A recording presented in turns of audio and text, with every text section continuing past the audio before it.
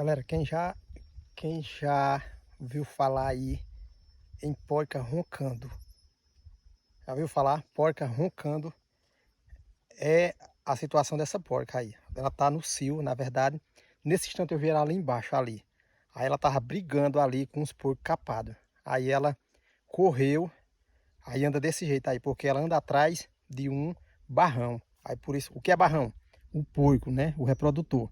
Então, você viu o comportamento dela aí? Eu vi nesse instante ali embaixo, ela brigando com outros ali. E ela tá dessa forma aí procurando um reprodutor. Por isso que ela tá desse jeito aí, ó. Chega, vem. E outra coisa, é porco perigoso, viu? Quando tá desse jeito aí. Eles ficam batendo os dentes, espumando a boca e roncando bem alto mesmo.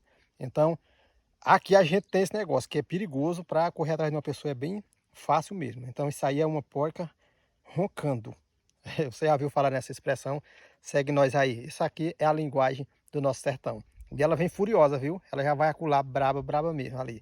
Se for o caso, ela enfrenta a pessoa mesmo. Então é a famosa porca roncando. E segue nós aí.